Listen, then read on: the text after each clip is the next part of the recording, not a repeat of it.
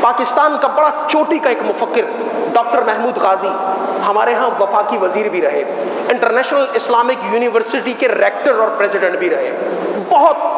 Top of the line intellectual آدمی۔ انہوں کی ایک کتاب ہے محاضرات، انہوں نے اس میں ابو الفیض القادری کی روایت سے ایک بالکل زندہ واقعہ 10 سال پہلے کا نقل کیا کہ اس بارگاہ سے آپ جو چاہیں اللہ حضور صلی اللہ علیہ وسلم کے صدقے میں عطا فرما دیتا ہے، محروم کسی کو نہیں کرتا، بشرطے کہ نیت یہی ہو کہ اس در سے سب کچھ عطا کیا جانے والا ہے۔ آپ فرماتے ہیں کہ جرمن نژاد ایک مسلمان تھا اور رنگت بھی جرمنوں کی طرح۔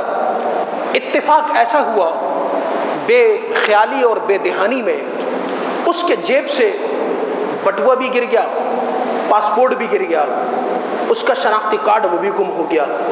پیسے $5,500 تھے وہ بھی گم ہو گئے۔ اب 1-1.5 دن سے وہ بھوک کے مارے کپ کپانے لگا، وہ سوچتا رہا، نیا مسلمان تھا، اس نے کسی مسلمان سے پوچھا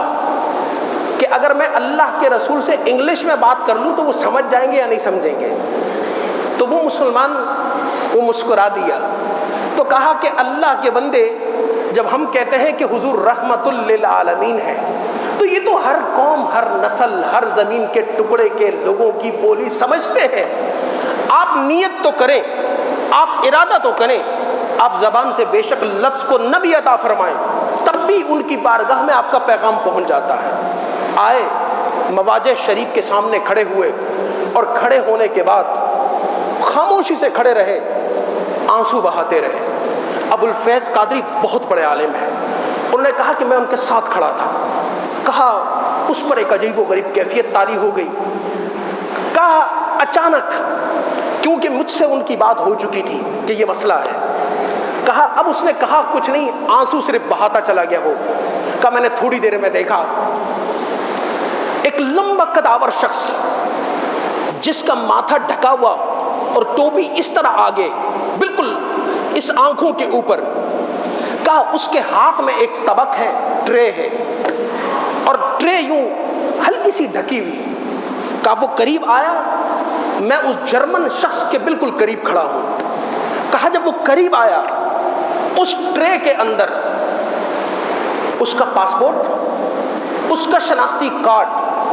$5,500 اس نے بارگاہ رسالت بے کس پناہ میں التجا کی تھی کہ حضور بہت بھوکا ہوں۔ باقاعدہ اتنا کھانا اس طبق میں، وہ آیا اور اس جرمن کے ہاتھ میں یوں پکڑایا اور روانہ ہو گیا۔ ابو الفیض قادری صاحب فرماتے ہیں میں نے دیکھا، کہا میں نے اس کو دیکھا اور اس آدمی کے پیچھے مڑ کر کے بھاگا اور اس کو فالو کرتا رہا کہ یہ کہاں جا رہا ہے۔ کہ جیسے ہی باب جبریل سے وہ نکل کر کے دائیں مڑا اور جیسے ہی میں نکلا وہ وہاں سے غائب ہو چکا تھا۔ اللہ کا کوئی فرشتہ ہوگا، آپ کوئی سچی نیت لے کر کے جائیں، آپ دل میں کوئی اچھا ارادہ لے کر کے جائیں، آزمانے کی بات نہیں کہ آپ جا کر کے رسول اللہ صلی اللہ علیہ وسلم کو آزمائیں، یہ ہماری اوقات ہی نہیں کہ ہم اللہ کے رسول صلی اللہ علیہ وسلم کو آزمائیں۔ دل میں سچی مراد ہو، من کی چاہت ہو، ایسا ہو ہی نہیں سکتا کہ بندہ اس چاہت کے ساتھ بارگاہ رسالت مآب صلی اللہ علیہ وسلم میں حاضر ہو اور اس کی وہ حاضری، اس کی وہ چاہت پوری نہ ہو۔